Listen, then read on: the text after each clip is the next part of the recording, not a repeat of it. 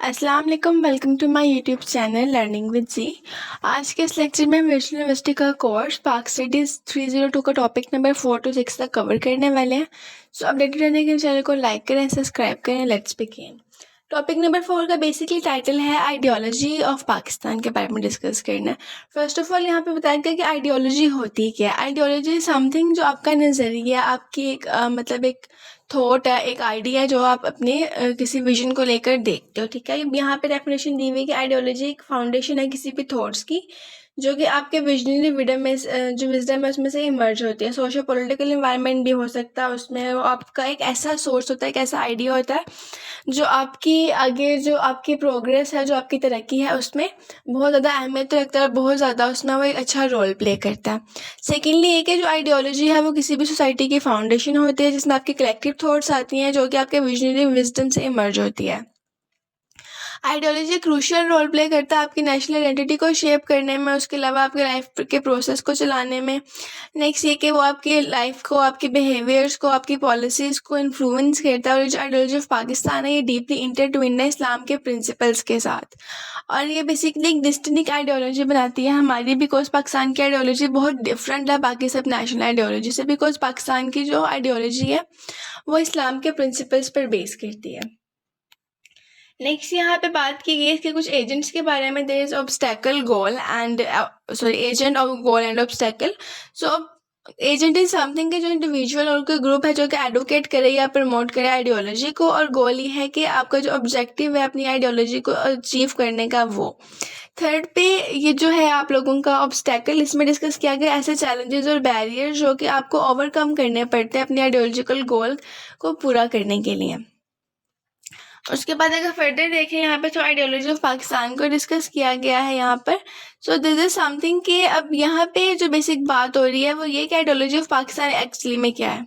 So as we know कि जो ideology है पाकिस्तान की वो कुरान की बेसिक पे, कुरान की टीचिंग्स पर और इस्लाम के अकॉर्डिंग वो बनाई गई, इस्लामिक आइडियोलॉजी के मुताबिक बनाई गई। बिकॉज मुस्लिम्स का जो कल्चर था, उनका जो लाइफ था, उनका जो खाना पीना था, वो हर चीज़ हर एक नेशन से डिफरेंट थी।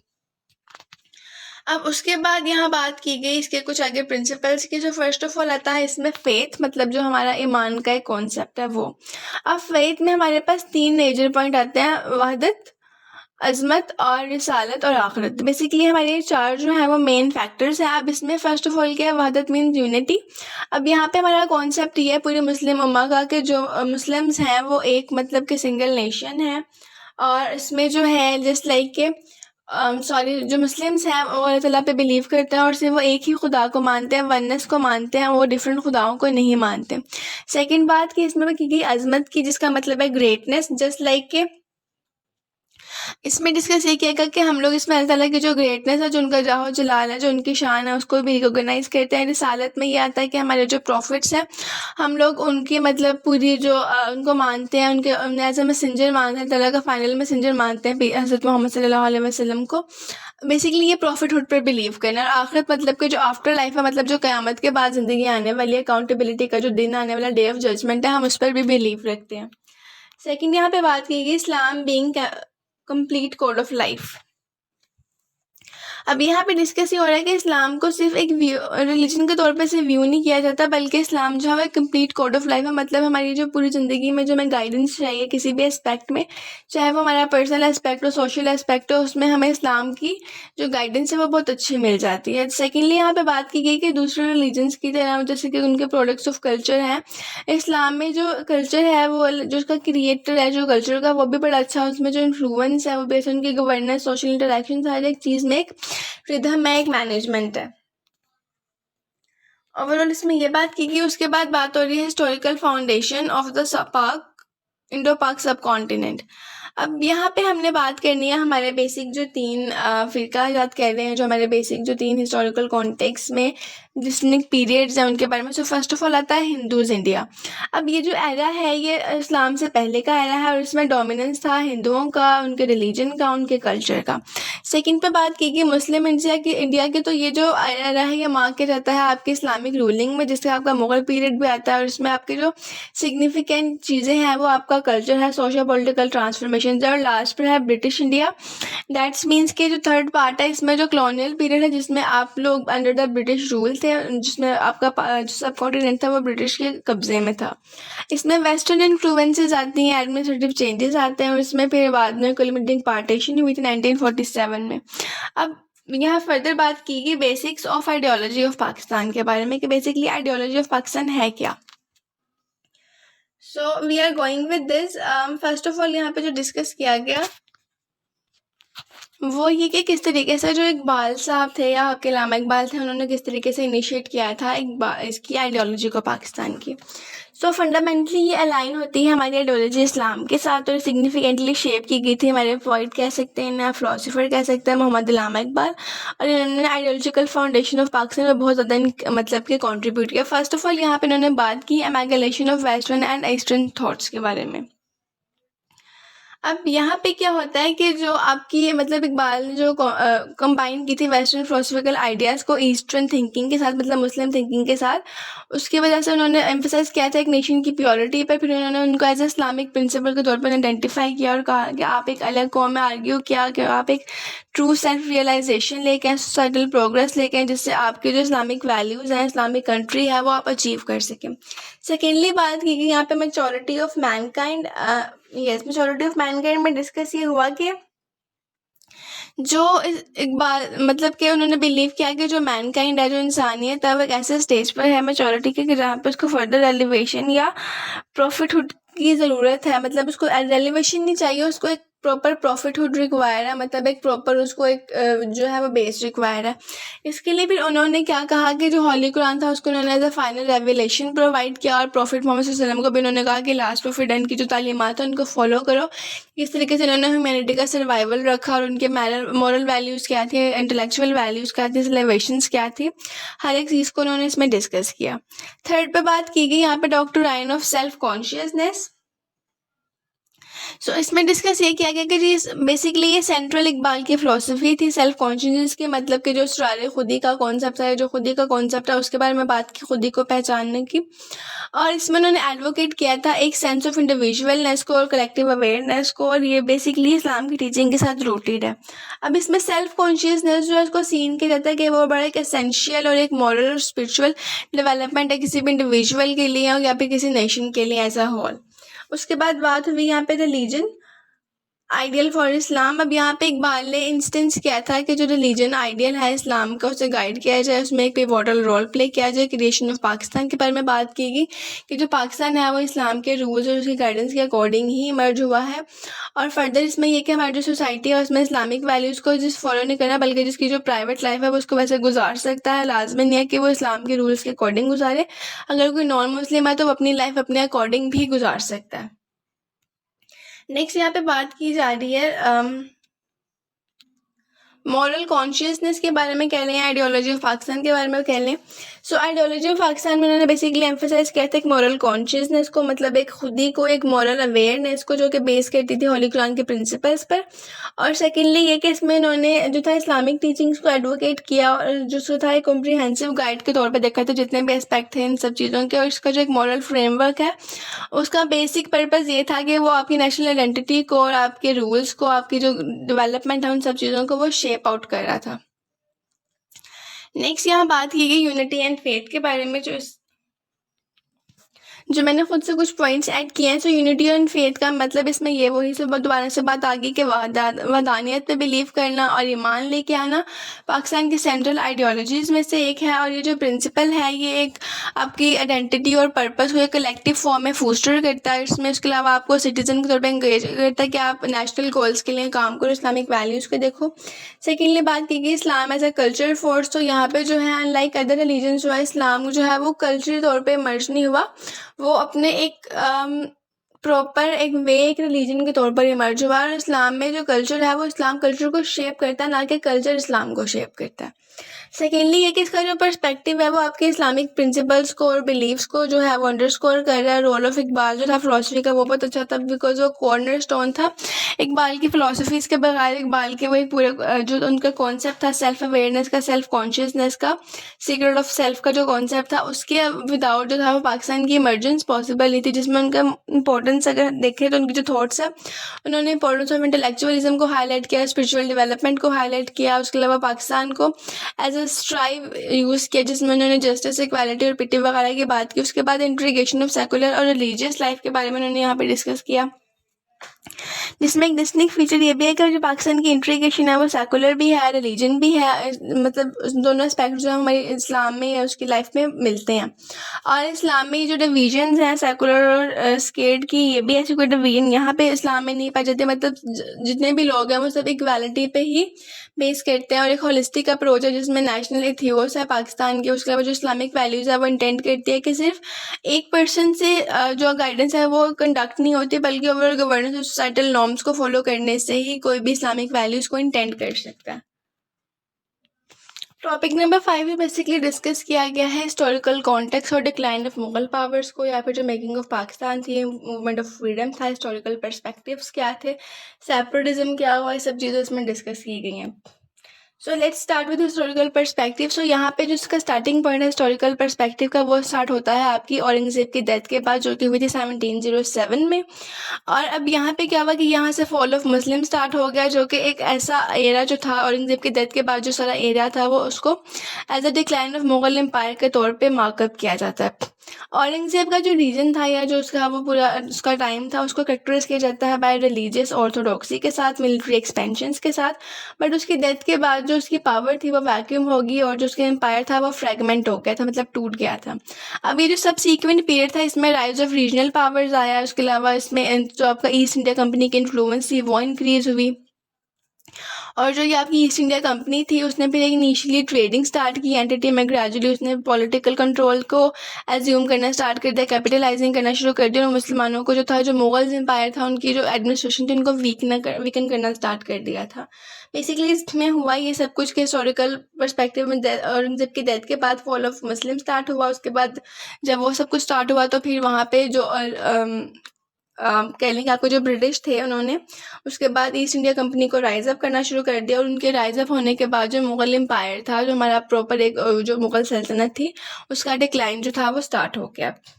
अब नेक्स्ट यहाँ पे बात की गई है बैटल ऑफ प्लेसी के बारे में 1757 एंड ब्रिटिश एसेंडेंसी। अब यहाँ पे ये भी एक पिवोटल मूवमेंट है हिस्टोरिकल नैरेटिव्स में बैटल ऑफ प्लेसी का, जहाँ पे ईआईसी ने जो लीडरशिप की थी लॉर्ड क्लेव की, और यहाँ पे सिराजुल दौला को जो था डिफीट कर दिया गया था, उनको हरा दिया गया था। उसके बाद इसमें नवाब ऑफ बंगाल थे। इस विक्ट्री को सिर्फ एज अ बिगनिंग के तौर पे सिर्फ मार्क नहीं कर सकते ब्रिटिश के पॉलिटिकल डोमिनेंस के, बल्कि ये इंडिया में एक ऑल्सो मतलब एक सिग्नल था कि मुस्लिम पावर का डिक्लाइन हो चुका है। मतलब ये जो जंग हुई थी या जो लड़ाई हुई थी, बैटल हुई थी लॉर्ड क्लाइव में और सिराजुल दौला में, जो कि नवाब के बंगाल के नवाब थे, उनकी ये जो जंग थी उसमें उनको जो शिकस्त हुई उसकी वजह से जो विक्ट्री तो उनके नाम हो गई थी ब्रिटिश के। बट ये साथ में एक बहुत बड़ा साइन भी था कि जो मुस्लिम पावर्स हैं वो इस रीजन में इस सब कॉन्टिनेंट पे ख़त्म हो रही हैं। फर्दर यहाँ पे ये डिस्कस किया गया कि इसमें उन्होंने फॉलो किया सेकंड पॉइंट ये कि ग्रांट ऑफ दीवानी को 1765 को। अब इसमें क्या हुआ कि ईस्ट इंडिया कंपनी थी उसने दीवानी राइट्स जो थे उनको 1765 में ग्रांट किया, जिसमें उन्होंने अलाउ किया कि वो बंगाल से कलेक्टिव रेवेन्यू लेंगे, बंगाल से, बिहार से और उड़ीसा से। और ये जो कॉन्सिडरेशंस थी पावर की, इन्होंने बेसिकली ब्रिटिश एम्पायर जो था इंडिया में उसकी फाउंडेशन मेनली बनाई थी। और ये फॉर्मलाइज किया गया था 1855 में after the east India company terrorists, जिसमें उन्होंने डायरेक्टली ईस्ट इंडिया कंपनी को क्राउन का कंट्रोल दे दिया था। मतलब कि जो हमारा जो मुगल एम्पायर का जो क्राउन था, जो उनकी पावर थी वो सारी 1858 में जो था वो उनके पास चली गई थी, ब्रिटिश एम्पायर के पास, बिकॉज उन्होंने उसमें ये दो चीज़ें की थी। फर्स्ट ऑफ ऑल उन्होंने वो जो एक वॉर लड़ी बैटल ऑफ प्लेसी की उसमें, और सेकंड पे जो बात की गई वो ये कि उन्होंने जो दीवानी राइट्स में जो उन्होंने सारी चीज़ें की, रेवेन्यूज लेना स्टार्ट कर दिए थे उन्होंने डिफरेंट जो उनकी सिटीज़ है, डिफरेंट जो उनके सूबे या स्टेट्स थी वहाँ से। तो उसके बाद उन्होंने वो क्राउन जो था वो अपने नाम कर लिया था। और उसके बाद यहाँ पे बात की गई है pre 1857 in surgeries of the war of the independence. अब यहाँ पे क्या होता है कि जो आपकी सिग्निफिकेंटली कहने की अपराइजिंग थी before the 1857 war of independence से पहले। अब यहाँ पे जो ब्रिटिश थे उन्होंने म्यूटिनिटी को स्टार्ट कर दिया, इंडियंस को उन्होंने फर्स्ट वॉर इंडिपेंडेंस यहाँ पे स्टार्ट हुई। यहाँ पे वेरियस इंसर्जेंट मूवमेंट्स चली थी उनके अगेंस्ट फॉरेन डोमिनेशन से। अब इसमें जो प्रोमिनेंट थी ना वो ये था कि एक जिहाद जो थी वो मूवमेंट चली थी, जो कि सर सैयद अहमद शहीद ने स्टार्ट की थी, सैयद अहमद शहीद सॉरी।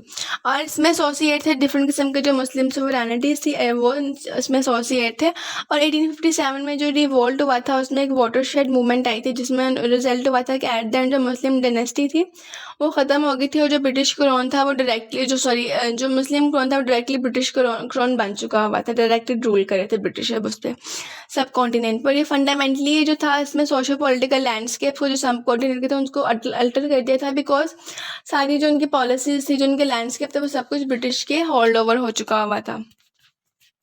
नेक्स्ट यहाँ पे बात की गई post 1857 era socio economic shift के बारे में।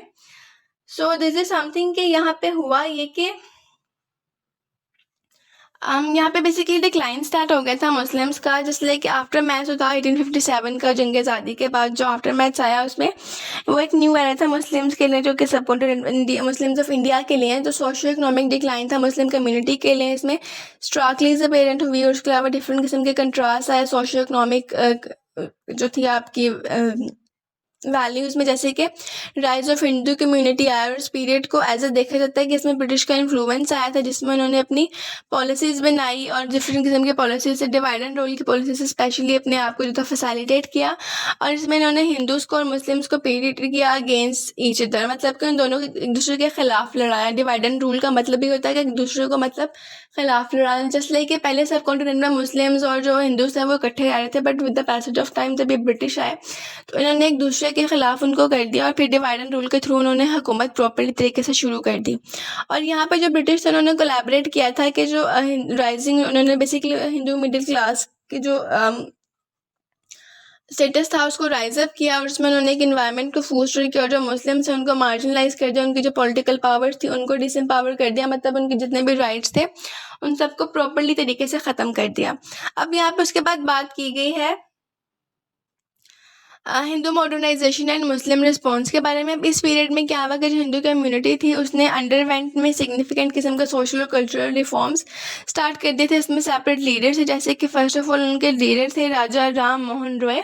अब रॉय ने जो था वो एफर्ट की ताकि वो अबॉलिश कर सके ये सती के, और सती को मतलब कि ख़त्म कर सके जो सती की प्रैक्टिस है, जिसमें जो औरतें थी उनको उनके हस्बैंड्स के मरने के बाद उनके साथ ज़िंदा जला दिया जाता था। तो उसने उस पूरे जो उसके प्रैक्टिसेस थी उनकी जो ये एक ट्रेडिशन था उसको ख़त्म करने की कोशिश की, और फिर उसने प्रमोट किया वेस्टर्न एजुकेशन को, जो कि आपके एक बॉर्डर मॉडर्नाइजेशन मूवमेंट का पार्ट है, और जिसमें आपके जो हिंदू उन्होंने अडेप्ट किया था कॉन्टेम्परेरी चैलेंजेस को। इन कंट्रास्ट जो मुस्लिम कम्युनिटी थी तो वो स्टिल इसके ऊपर नहीं आ रही थी, और वो लॉस ऑफ पॉलिटिकल पावर्स में जाती, इकोनॉमिक स्टेटस उनका ख़त्म हो चुका था, सेल्फ डिफेंसी का पोस्टर उनके पास नहीं था बेसिकली, बिकॉज वो किसी भी इंग्लिश लैंग्वेज में इंडल्ज नहीं होना चाहते, तो जिसकी वजह से सारे जो इश्यूज थे उन्हें फेस करने पड़ रहे थे। नेक्स्ट यहाँ पे बात की गई है सर सैयद अहमद ख़ान के बारे में। Sir Syed Ahmad Khan is one of the forerunner of our movement. So अब यहाँ पे बात की गई कि सर सैयद अहमद ख़ान के एजुकेशनल रिफॉर्म्स क्या थी। इन जो भी मतलब सारे इश्यूज आ रहे थे, मतलब मुस्लिम्स को ओवरऑल जो था वो इन्फीरियर किया जा रहा था, उनको डिस्करेज किया जा रहा था, तो इन सब चैलेंजेस को फेस करने में उन्होंने सर सैयद अहमद ख़ान ने एक पिवोटल फिगर थे जिन्होंने इसका रिवाइवल और एक मॉडर्नाइजेशन को एडवोकेट किया था मुस्लिम कम्युनिटी के लिए। अब यहाँ पर उन्होंने जो था रिकोगनाइज किया कि जो एजुकेशन है वो की प्रोग्रेस है आपकी जो इस्लामिक और वेस्टर्न एजुकेशन इन दोनों को प्रमोट करने के लिए। अब यहाँ पे उन्होंने मोहम्मदन एंग्लो ओरिएंटल कॉलेज खोला अलीगढ़ में 1875 में, जो कि बाद में आपका अलीगढ़ मुस्लिम यूनिवर्सिटी बन चुका है, जिसमें आपके डिफरेंट किस्म के विजन इंक्लूड किए थे उन्होंने। फर्स्ट ऑफ ऑल उन्होंने कहा कि हमें यहाँ पे मॉडर्न साइंस को, टेक्नोलॉजीज़ को एम्ब्रेस करना पड़ेगा, साथ में हमें अपने इस्लामिक वैल्यूज़ को भी रिटेन रखना है। सेकेंड पे उन्होंने ये बात की कि इसमें उन्होंने मुस्लिम्स को इनकरेज किया ताकि वो इंग्लिश लैंग्वेज को लर्न करें, और उसमें फिर उसको लर्न करने के बाद वो हिंदूज़ के साथ कम्पीट करें, जिसके बिना पर वो रैपिडली एडवांस हो सकते हैं ब्रिटिश एडमिनिस्ट्रेशन सिस्टम के साथ। थर्ड पे बात की गई, उन्होंने बात की कि जो मुस्लिम्स हैं उनको चाहिए कि वो उन्होंने एडवाइस किया मुस्लिम को कि वो पॉलिटिकल कॉन्फ्रंटेशंस को, डायरेक्ट पॉलिटिकल कॉन्फ्रंटेशंस को और उसको बेसिकली अवॉइड करें और इसके जो बजाय वो अपने एजुकेशनल और सोशल अपलिफ्टमेंट पर ज़्यादा फोकस करें। ओवरऑल जो सर सैयद अहमद ख़ान के जो प्रैग्मेटिक्स थे, उनके अप्रोच से उन्होंने एक हार्मनी को मुस्लिम्स के अंदर फोस्टर किया था, हिंदूज़ के अंदर और ब्रिटिश के अंदर। और उसके बाद उनकी डेथ हो गई थी 1898 में, जो कि उनका एंड ऑफ द क्वेश्चन का एरा मार्क किया था, जिसमें उन्होंने कोलैबोरेशन दी थी और इसमें उन्होंने एक एग्जैक्टिव पॉलिटिकल एस्पिरेशन बनाई थी मुस्लिम्स के लिए। फर्दर यहाँ बात की गई formation of Indian national Congress CINC। अब इसमें क्या हुआ कि अब नेशनल कांग्रेस की फॉर्मेशन स्टार्ट हुई है। फॉर्मेशन में इंडियन नेशनल कांग्रेस 1985 में वो स्टार्ट हुई और इनिशियली उसको एक यूनिफाइंग प्लेटफॉर्म देखा जा रहा था, जो कि पूरे इंडिया के लोगों के लिए वो एक इंस्पिरेशन, एक ग्रीवनेस की वॉइस था, मतलब एक राइज ऑफ वॉइस था for the whole of the India, either they are Muslims or Hindu or any of the religion they belongs from it। अब यहाँ पे उन्होंने बात की कि INC जो थी, जो आपकी जो इंटरनेशनल कांग्रेस थी, वो फर्स्ट ऑफ ऑल तो डोमिनेंट थी हिंदू लीडर्स के साथ और उसमें अल्टरनेटिव कुछ मुस्लिम्स लोग भी थे। बट उसके बाद क्या हुआ कि जो ब्रिटिश पॉलिसीज थी उसमें इंक्लूड था आपका चार्टर एक्ट 1813, 1833 और 1853 के अकॉर्डिंग जो इंडियन काउंसिल एक्ट था। और उसके बाद 1862 का एक एक्ट था, 1892 का एक्ट था, जिसमें आपका जो हिंदुज़म का फेवरिज्म था वो बढ़ने लग गया और इसमें सोशो पॉलिटिकल असेंडेंसी आ चुकी हुई थी और इसमें हम एग्जिबिट कर रहे थे मुस्लिम्स के फेयर को और उनको मार्जिनलाइज कर रहे थे। नेक्स्ट यहाँ पे बात की गई Muslim separatism and demand for Pakistan के लिए। सो दिस इज समथिंग कि यहाँ पे अब क्या स्टार्ट हुआ कि मुस्लिम्स को पता चलना शुरू हो गया था कि they are not in favour of us. तो उन्होंने फिर एक सेपरेट मुस्लिम नेशन के लिए डिमांड करना स्टार्ट कर दी। सोशो पॉलिटिकल एलिगेशंस आ चुकी थी मुस्लिम्स के लिए इसमें। फिर उन्होंने ग्रो किया, अपनी एक सेपरेट होमलैंड की डिमांड की और इसमें कुछ फैक्टर्स है जो कि कंट्रीब्यूट कर रहे हैं। फर्स्ट ऑफ ऑल था कि हिस्टोरिकल ग्रीवेंसेज जो थी उनकी डिक्लाइन ऑफ मुस्लिम उसके साथ रिलेटेड थी। उसके बाद rise of British and Hindu dominance आ था, इसलिए फिर मुस्लिम्स की जो पावर थी वो डिक्लाइन थी, इसलिए भी उन्होंने सेपरेट होमलैंड की बात स्टार्ट की।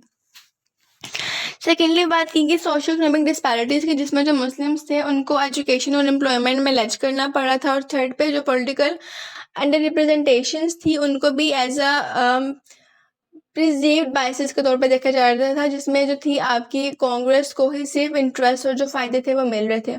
ओवरऑल इसमें जो अगर आप देखें प्रोमिनेंट लीडर्स, तो वो आप कहते हैं इलामा इकबाल है, मोहम्मद अली जिन्ना, जिन्होंने आपकी इस इंडिपेंडेंट मुस्लिम स्टेट को आर्टिकुलेट किया, जो कि आपकी रिलीजन पर और आपकी कल्चरली फ्री होने पे वो बेस करते थे। फिर लाहौर रेजोल्यूशन की बात की गई यहाँ पे फर्दर, जो 1940 में आई और उसके बाद फिर ऑल इंडिया मुस्लिम लीग नून जो थी वो आपकी बनी और फिर उसके बाद आपका एक क्रिएशन ऑफ इंडिपेंडेंट स्टेट का और फिर नॉर्थ वेस्टर्न और ईस्टर्न जोन थे इंडिया के, उसको एज अ मुस्लिम कंट्री के तौर पे इंक्लूड कर लिया गया, मर्ज कर दिया गया।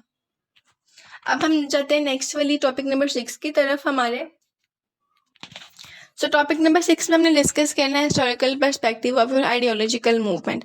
अब बेसिकली आइडियोलॉजिकल मूवमेंट जो है उसे सब कॉन्टिनेंट में स्टडी किया जाता है हिस्टोरिकल लेंसेज के थ्रू, जिसमें हिंदू इंडियाज आता है, मुस्लिम इंडियाज आता है, मतलब Hindus of India, Muslims of India and British India, ये 3 चीज़ें उसमें मेनली डिस्कस की जाती हैं। अब आइडियोलॉजिकल मूवमेंट बेसिकली है क्या, ये स्टडी की जाती है एज आई टोल्ड यू। अब इसमें फर्स्ट ऑफ ऑल जो आता है वो हिंदू इंडिया का पीरियड है, जो कि एक आपका एनिशियन पीरियड है, उसको आर्यन इन्फ्लुएंस के तौर पर भी याद किया जाता है। सो हिंदूज इंडिया में क्या था कि आपका जो हिंदू इंडिया था वो अर्ली हिस्ट्री में मार्क था, उसका अराइवल था आर्यंस के साथ और इसमें बेसिकली वो इनिशियली सेटल किया गया था इंडस वैली में और ओवर द टाइम में जो रीजन था उसको भारत के तौर पे एक्सपेंड किया गया, जिसमें आपका इंडो गैंगेटिक प्लेन्स आते हैं। और ओवरऑल पीरियड में जो था इंडियंस एक यूनिफाइड नहीं थे, मतलब एक सिंगल रूलर के नीचे जो यूनिफाइड नहीं थे, बल्कि वो डिवाइड डिफरेंट किस्म की न्यूमरस स्मॉल किंगडम्स में और स्टेट्स में, मतलब एक प्रॉपर उनका कोई एम्पायर नहीं था, हर स्टेट ने अपना अपना किंग बनाया हुआ था। This type of sort they are doing this. अब सेकेंडली बात की गई यूनिफिकेशन अटेम्प्ट्स के बारे में। सो यहाँ पे अब जो बात की गई यूनिफिकेशन अटेम्प्ट्स की, इसमें डिस्कस ये किया गया कि जो आपकी एम्पायर था अशोका का, उसने जो थी वो कॉन्क्वेस्ट ली थी। बेसिकली उसने कंगालिया को फतह करने के बाद, कंगालिया वो जो उसने की थी, उसके बाद जो उसका सिग्निफिकेंट उसने जो अचीव की थी वो था यूनिफिकेशन ऑफ इंडिया को अचीव किया उसने। अब उसने यहाँ पे अपना एक एम्पायर बनाया जो कि एक्सटेंड किया उसने अफगानिस्तान से नॉर्थ वेस्ट की तरफ, और इसमें ओसाका रीजन में उसने इंडिया एक्सपीरियंस को फॉलो किया और उसकी जो सेंचुरीज थी, उसकी जो फ्रेगमेंटेशन और पॉलिटिकल इंस्टेबिलिटी उनको प्रॉपर तरीके से ठीक नहीं किया, बट उसको बहुत बुरा एक्सपीरियंस करना पड़ा। सेकेंडली बात की गई यहाँ पे मुस्लिम इंडियाज़ के बारे में। सो इंडिया ऑफ मुस्लिम्स की, सो फर्स्ट ऑफ ऑल यहाँ पे आता है हमारे पास फर्स्ट कॉन्सेप्ट अर्ली मुस्लिम कॉन्क्वेस्ट के बारे में। अब ये था मुस्लिम पीरियड जो कि स्टार्ट होता है आपकी कॉन्क्वेस्ट ऑफ सिंध के साथ, जब मुस्लिम ने जो था वो सिंध का कॉन्क्वेस्ट किया था बाय अरब्स, और फिर इसमें मोहम्मद बिन कासिम जो थे उनका एक बहुत बड़ा जो था वो मतलब रोल प्ले किया उन्होंने इसके सारी फतह में। और इस टाइम के दौरान जो था बुद्धिज़्म था वो एक मेजर इन्फ्लुएंशियल रीजन आपका रीजन था, ये कह लें कि वो एक जो था स्टेट थी बुद्धिज़्म की बेसिक। अब यहाँ पे खिलजीज और तगल्लुक ने लेटरली एक्सपेंड किया मुस्लिम्स के इस रूल को, और फिर फर्दर वो साउथ तक गए और फिर सॉलिडिफाई किया उन्होंने अपना control over the sub continent. Secondly बात की गई यहाँ पे आपके मुग़ल एम्पायर के बारे में। सो मुग़ल एम्पायर इज समथिंग कि जहाँ पे जो मुग़ल एम्पायर से उन्होंने फाउंड किया एक डिसेंडेंट्स को, जहाँ पे चंगेज़ खान की बात आती है, तैमूर की बात आती है, और उन्होंने इस एरिया को मार्क किया एक यूनिटी और एक प्रोपोजैलिटी के तौर पर, जो कि आपके एम्पायर में बना, जिसमें बाद में आपके अकबर एम्पायर अकबर मतलब कि बहुत बड़ा एक एम्पायर था। अब इस मुग़ल एम्पायर को इन्फ्लुएंस किया गया और उसको ओवरऑल जो था वो सब कॉन्टिनेंट में चलता गया ये। और औरंगज़ेब की डेथ के बाद जो कि 1707 में हुई थी, उसके बाद जो एरिया था ये सोशल पॉलिटिकल और इकोनॉमिक डिक्लाइन फेस करना पड़ा इसको, मुस्लिम ऑफ इंडिया को, और डिक्लाइन ऑफ मुस्लिम पावर यहाँ पे स्टार्ट हुई। नेक्स्ट बात की गई है यहाँ पर ब्रिटिश इंडिया के बारे में। सो ब्रिटिश इंडिया में क्या हुआ कि यहाँ पे फर्स्ट ऑफ ऑल आता है आपका राइज ऑफ ब्रिटिश रूल, जैसे मैं पहले बता चुकी हूँ कि ईस्ट इंडिया कंपनी के बाद सारा कुछ स्टार्ट हुआ था। ब्रिटिश ईस्ट इंडिया कंपनी जो थी उसने ट्रेडिंग स्टार्ट कर दी थी, जैसे कि अब मेन जो आपका चार्टर था जो कि क्वीन एलिजाबेथ वन ने ग्रांटेड किया था 1680 में। उसके बाद जो रीजन ऑफ मुस्लिम था वहाँ पे जहांगीर के साथ उन्होंने वो काम शुरू किया, औरंगजेब की डेथ होगी। उसके बाद जो ब्रिटिश ने एक्सप्लॉइट किया मुगल एम्पायर को और उसे फ्रेगमेंटेड कर दिया, और फिर जो कंट्रोल था उन्होंने इंडिया को टेक ओवर कर लिया। इम्पैक्ट्स ऑन मुस्लिम, अब इम्पैक्ट से हुआ मुस्लिम्स पर कि उनको सोशियो इकोनॉमिक जो थी मार्जिनलाइजेशन वो फेस करनी पड़ी, पॉलिटिकल एक्सक्लूजन फेस करनी पड़ी, और डिफरेंट किस्म की जो फेवरेट जैसे कि हिंदू कम्युनिटी की फेवरेटिज्म था उसको फेस करना पड़ा। डिफरेंट किस्म की टेंशन आ गई मुस्लिम और हिंदू उसके दरमियान में, वो फेस करना पड़ा। नेक्स्ट यहाँ पे बात की गई आइडियोलॉजिकल अवेकनिंग की। तो आइडियोलॉजिकल जो मूवमेंट थी आपकी एक सेपरेट स्टेट के लिए, वो आपके रिलीजियस ट्रैक पे और आपके सोशियो कल्चरल डिफरेंसेस पे स्टार्ट हुई, जो कि हिंदू मुस्लिम्स के दरमियान बहुत ह्यूजली पाए जाते हैं स्टिल।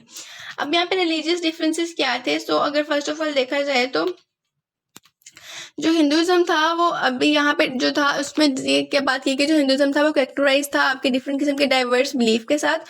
एरियाज ऑफ बिलीफ थे उसमें, रिचुअल्स से प्रैक्टिसेस थी, मिथ्स थी, और जो चैलेंजिंग ये था कि उसको कॉम्प्रिहेंसिवली डिफाइन किया जाए, और वो इनकम्पस करता था डिफरेंट किस्म के रेंज ऑफ बिलीव्स हो, जैसे कि मोनोथिज्म था और पॉलीथिज्म था, एथीज़म था। और यहाँ पे जवाहरलाल नेहरू जो थे उन्होंने नोटिस किया कि जो हिंदुज़म है वो सिर्फ एक रिलीजन नहीं है बल्कि एक कन्वेंशनल सेंस है, एक वे ऑफ लाइफ है जिसके अकॉर्डिंग उनको डिफरेंट किस्म के फेथ और प्रैक्टिस की ज़रूरत है। एज सेम जैसे मुस्लिम्स ने रियलाइज़ किया था कि उनको एक अलग कौम एक अलग स्टेट चाहिए बिकॉज वो बिल्कुल मुस्लिम से इंटायरली डिफरेंट है। सेकेंडली बात की गई यहाँ पे कि आपकी जो मुस्लिम्स थे, अब इस्लाम भी प्रॉपरली डिफरेंट है, आपके रूल्स, आपकी लाइफ्स, हर चीज़ डिफरेंट है। मुस्लिम्स ने अल्लाह ताला के जो बुक है उसके अकॉर्डिंग लाइफ गुजारनी थी, और उनका एक मोनोस्टॉमिक जो थी वो मोनोस्थेटिक सोसाइटी थी, मतलब वो सिर्फ एक खुदा को मानते थे, उनके मतलब different of God and goddesses नहीं थे। ओवरऑल इन बेसिस पे इस्लाम और हिंदुओं का जो रिलीजन डिफरेंस है वो आता है। सेकंड पे बात की गई सोशियो कल्चर डिफरेंसेस के बारे में। सो सोशियो कल्चर डिफरेंसेस में हुआ ये कि फर्स्ट ऑफ ऑल डिस्कस किया गया वर्ल्ड व्यू और वैल्यूज़ का। मुस्लिम जो थे वो दुनिया को एज ए यूनिटी और स्ट्राइव करते थे कि वो सुप्रीमेसी की मतलब बिलीव करते थे मॉरल वैल्यूज़ पर, जो कि एक खुदा की और वननेस से ड्राइव था।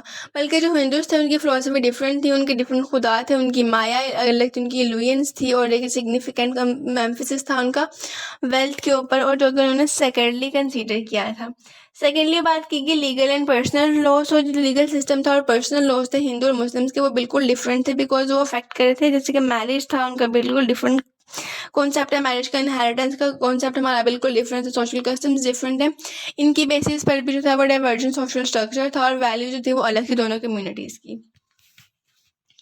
थर्ड पे बात की गई languages and tradition and customs के बारे में। सो दिस इज समथिंग कि अब यहाँ पे क्या हुआ कि जो आपकी लैंग्वेजेस थी वो बिल्कुल डिफरेंट थी मुस्लिम से और हिंदुओं की डिफरेंट थी। जस्ट लाइक वो जो थे वो हिंदी यूज़ करते थे, उसके अलावा डिफरेंट लैंग्वेजेस थी उनकी, उनके कस्टम्स, उनके ड्रेस, उनका फूड, हर चीज़ अलग थी। और उनके जो डिफरेंसेस थे फ्रॉम बर्थ टू डेथ, वो सारे रिचुअल्स भी डिफरेंट है।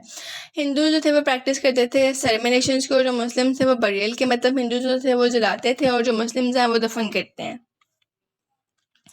उसके बाद बात की गई इमर्जेंस ऑफ आइडियोलॉजिकल लीडर के बारे में। अब यहाँ पे क्या होता है कि आपकी इधर इमर्जेंस स्टार्ट हुई आइडियोलॉजिकल लीडर की, सो दिस इज समथिंग कि यहाँ पे आपकी मूवमेंट स्टार्ट होती है।